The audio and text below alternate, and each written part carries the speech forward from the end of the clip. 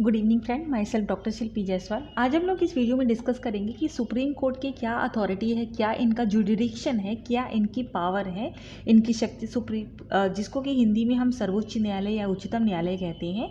तो यहाँ हम इस वीडियो में डिस्कस करेंगे कि सर्वोच्च न्यायालय या उच्चतम न्यायालय की शक्तियाँ क्या हैं और इसकी क्षेत्राधिकार क्या है। तो बेसिकली देखा जाए तो भारत का जो सर्वोच्च न्यायालय है उस विश्व में किसी भी न्यायालय की अपेक्षा उनके पास ज़्यादा व्यापक क्षेत्राधिकार और शक्तियाँ हैं। और अमेरिका के सुप्रीम कोर्ट की तरह भारत का सुप्रीम कोर्ट भी जो है वो मौलिक अधिकारों का संरक्षक है और संविधान की अंतिम व्याख्याकार है, यानी संविधान की अंतिम व्याख्या करने का अधिकार जो है वो इंडिया के सुप्रीम कोर्ट को है। तो इसको स्टार्ट करते हैं। पहले हम लोग बात करेंगे ओरिजिनल जुडिडिक्शन की, यानी मौलिक या मूल क्षेत्राधिकार की। ये क्या है, यहाँ पर आर्टिकल 131 में इसकी बात की गई है। यहाँ पर ओरिजिनल जुडिडिक्शन का मतलब ये है कि कुछ मामले ऐसे हैं, कुछ विवाद ऐसे हैं जिसका जो अगर वो डिस्प्यूट अगर कहीं ऐसा होता है, कुछ मैटर्स अगर ऐसा होता है तो उसका जो सुनवाई है केवल और केवल सुप्रीम कोर्ट में होगी। वो कौन कौन से विवाद हैं, वो अगर एक तरफ केंद्र और एक तरफ एक या एक से अधिक राज्य हैं तो, या एक तरफ सेंट्रल गवर्नमेंट है और एक तरफ कोई एक स्टेट या एक से अधिक स्टेट हैं तो, या दो से अधिक स्टेट के बीच में अगर कोई डिस्प्यूट है तो यहाँ पर ये जो सुनवाई है ये सुप्रीम कोर्ट में ही होगी। यानी इन तीन मामलों में जो है ये ओरिजिनल जुडिडिक्शन जो है वो केवल सुप्रीम कोर्ट के पास है। नेक्स्ट है रिट जुडिडिक्शन, यानी कि रिट अधिकारिता। इसकी बात की गई है आर्टिकल 32 में। यहाँ पर सुप्रीम कोर्ट के पास ये पावर है कि अगर किसी भारत के नागरिक के अगर फंडामेंटल राइट्स के वॉयलेट हो रहा है, अगर उसके मौलिक अधिकारों का हनन हो रहा है तो वो 5 तरीके के रिट जारी कर सकता है। Habeas corpus, mandamus, prohibition, quo warranto और सर्चॉरी, जिसको हिंदी में कहते हैं बंदी प्रत्यक्षीकरण का लेख, परमादेश का लेख, उत्प्रेषण का लेख, प्रतिषेध का लेख और अधिकार परीक्षा का लेख। तो ये पांचों रिट जारी करके सुप्रीम कोर्ट जो है वो नागरिकों के मौलिक अधिकारों की रक्षा करता है। यहाँ पर सुप्रीम कोर्ट का जो मौलिक अधिकारों का जो ये क्षेत्र है, यहाँ पर एक पीड़ित नागरिक जो सीधे सुप्रीम कोर्ट में जा सकता है। और यहाँ पर एक और व्यवस्था की गई है कि हाई कोर्ट भी के पास भी रिट जुडिडिक्शन है और वह आर्टिकल 226 यानी अनुच्छेद 226 के तहत जो है वो नागरिकों की मौलिक अधिकारों की रक्षा कर सकता है इन पांचों रिटों को जारी करके। नेक्स्ट जो है वो अपीलेट जुडिडिक्शन है, यानी जिसको हिंदी में अपीली क्षेत्राधिकार कहते हैं। क्योंकि जो हमारा सुप्रीम कोर्ट है वो अपील हेतु सबसे शीर्ष अदालत है, सबसे हाईएस्ट लेवल ऑफ कोर्ट है।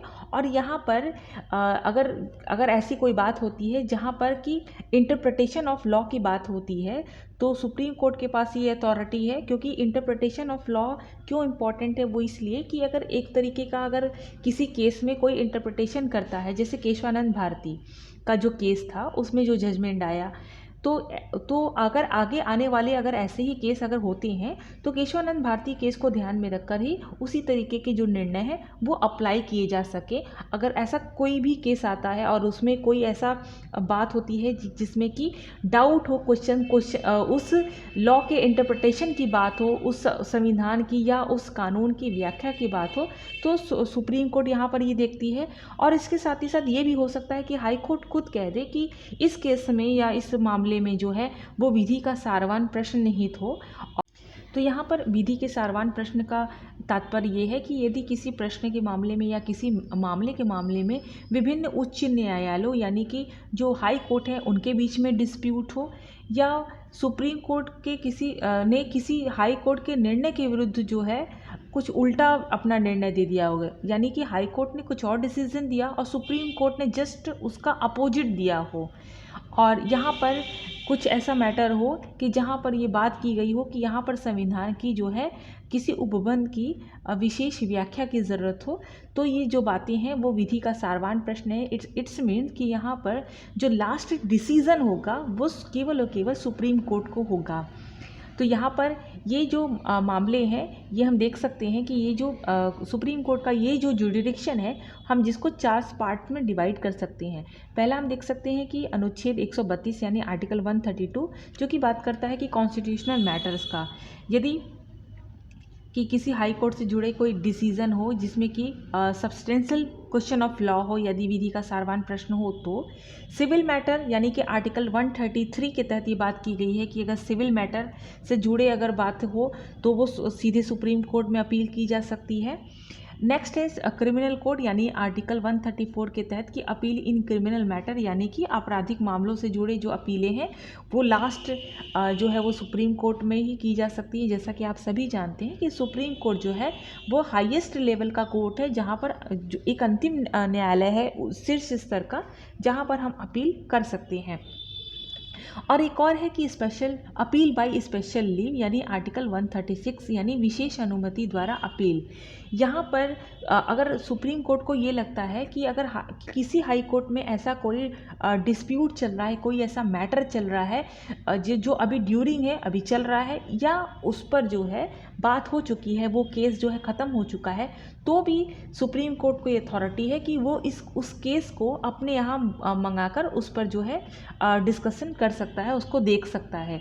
लेकिन यहाँ पर वो जो है कोर्ट मार्शल या जो कोर्ट मार्शल के विरुद्ध जो है उसके यहाँ अपील सुप्रीम कोर्ट में नहीं की जा सकती है।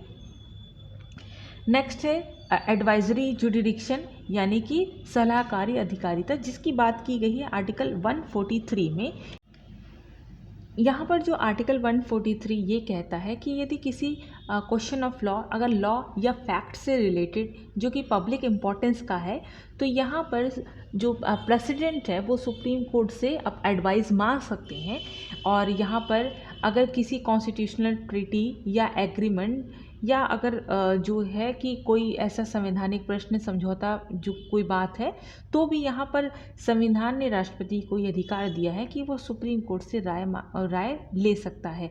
लेकिन यहाँ पर ये बाइंडिंग नहीं है कि सुप्रीम कोर्ट जो अपना सलाह देगा, जो अपनी एडवाइस देगी, तो राष्ट्रपति पर ये बाइंडिंग नहीं है कि वो उस एडवाइस को माने ही। ये राष्ट्रपति के ऊपर है कि वह सुप्रीम कोर्ट के दिए गए हुए एडवाइस को फॉलो करते हैं अथवा नहीं। नेक्स्ट है कोर्ट ऑफ रिकॉर्ड यानी कि अभिलेखी न्यायालय। ये इसकी बात की गई है आर्टिकल 129 में। यहाँ पर ये कहा गया है कि सुप्रीम कोर्ट जो है वह एक कोर्ट ऑफ रिकॉर्ड है, यानी जो सर्वोच्च न्यायालय है वह एक अभिलेख न्यायालय है, और उसको ये अधिकार है कि वह अपनी अवमानना करने के लिए दंड देने की शक्ति जो है उसको होगी, यानी कंटेम्प्ट ऑफ कोर्ट जो है ये सुप्रीम कोर्ट के पास है।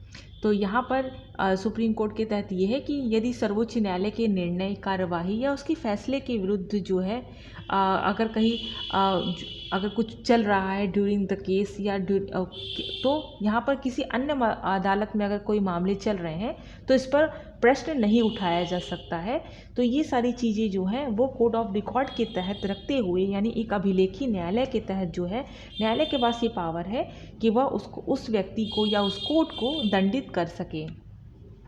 नेक्स्ट है पावर ऑफ जुडिशियल रिव्यू यानी कि न्यायिक पुनराविलोकन की शक्ति। ये क्या है कि न्यायिक पुनराविलोकन की शक्ति केंद्र और राज्य दोनों सरकारों के संदर्भ में है, और यहाँ पर सुप्रीम कोर्ट के पास ये अथॉरिटी है कि इस न्यायिक पुनराविलोकन के तहत कि जिसके अंतर्गत यदि विधान पालिका द्वारा बनाया गया कोई भी कानून या कार्यपालिका द्वारा किया गया कोई भी आदेश अगर संविधान के प्रावधानों के विरुद्ध है, यानी कि अगर संसद कोई कानून बनाती है और कार्यपालिका उसको लागू करती है, तो यहाँ पर सुप्रीम कोर्ट को ये अथॉरिटी है कि अगर वो इस कानून को चेक करे, उसका रिव्यू करे, उसका जुडिशियल रिव्यू करे, और अगर ये कानून जो है वो कॉन्स्टिट्यूशनल को वायलेट करती है, संविधान पर चोट पहुँचाती है या संविधान के प्रावधानों के प्रतिकूल है, तो सुप्रीम कोर्ट को ये अथॉरिटी है कि वह इस तरीके के कानूनों अथवा आदेशों को जो है निरस्त कर सकती है, और इसके पास ये भी अधिकार है कि वह अपने पूर्व में सुनाए गए निर्णयों की भी समीक्षा जो है वो कर सकती है। यानी कि अगर सुप्रीम कोर्ट में अगर कोई केस हार जाता है और उसके बाद अगर कुछ ऐसे प्रूफ सामने आते हैं कि पीड़ित व्यक्ति के साथ जो है वह अन्याय हुआ है, तो सुप्रीम कोर्ट जो है अपने द्वारा जो पूर्व में सुनाए गए जो निर्णय है उसको भी रिव्यू कर सकती है, उसकी भी समीक्षा कर सकती है।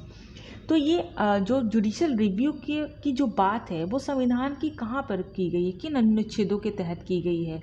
तो बेसिकली आर्टिकल 13 जो अनुच्छेद 13 है, बेसिकली वहीं पे बात की गई है जुडिशल रिव्यू की।